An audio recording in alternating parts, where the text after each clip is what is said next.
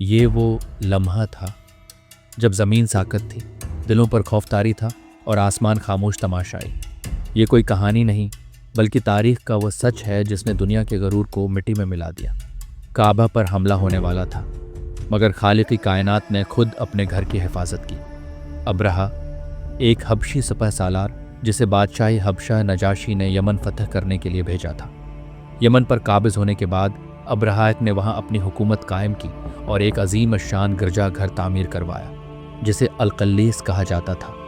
इसका मकसद था अरबों को काबा से हटाकर उसी इबादत गाह का तवाफ़ करवाना। लेकिन जब एक अरब नौजवान ने एहतजाजन इस गिरजा घर की बेहुरमती की तो अब्रहा के गरूर को आग लग गई। उसने कसम खाई, मैं मक्का जाऊंगा, काबा को ज़मीन बोझ करूंगा ताकि दुनिया सिर्फ मेरी बनाई हुई इबादत गाह को सजदा करे। अब्रहा ने 60,000 का लश्कर तैयार किया और साथ लिए अजीम अलजुथा हाथी जिनमें सबसे बड़ा और नमाया था महमूद। ये लश्कर ताकत, गरूर और तिकबर का निशान था। जो भी उनके रास्ते में आया खाक में मिला दिया गया। उनके सामने कोई न ठहरा और वो मक्का की तरफ बढ़ते चले गए। अब्रहा का लश्कर मक्का के करीब पहुंचा और लोगों के अवंट और माल चरा लिया। उसी वक्त मक्का के सरदार हज़रत अब्दाल मतलब अब्रहा से मुलाकात के लिए गए। अब्रहा ने तंज़ीह अंदाज में कहा, मैं तुम्हारे रब के घर को गिराने आया हूँ और तुम अपने ऊँटों की बात कर रहे हो।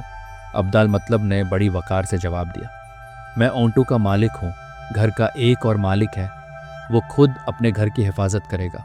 अब्रहा हंसा मगर ये हंसी तारीख के सबसे बड़े जवाल का आगाज़ थी।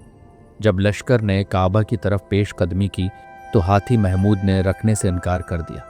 जैसे ही उसे काबा की समत मोड़ा जाता वो बैठ जाता। अब्रहा के सिपाही हैरान, कुछ न समझ पाए। तब आसमान ने हरकत की। परंदों का एक लश्कर नमूदार हुआ। अबाबील, उनके पंजों और चोंचों में छोटे छोटे किंकर थे मगर वो किंकर अल्लाह के हुक्म से आग बरसाते गोले बन चुके थे। लश्कर की चीखें गूंज उठें, लाशें बिखर गईं और ज़मीन पर गरूर खाक हो गया।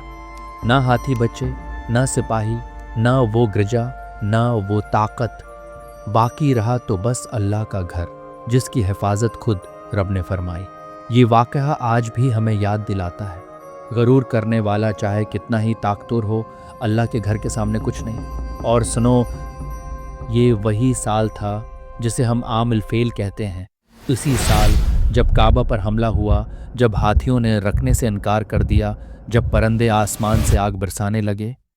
इसी साल एक और अजीम वाक़या रोनमा हुआ।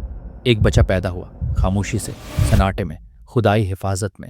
इस बच्चे की विलादत से ईरान के महलों में चिराग बुझने लगे, किसरी का तख्त लिरुज़ गया और दुनिया बदलने लगी। वो बच्चा था हज़रत मोहम्मद सल्लल्लाहु अलैहि वसल्लम।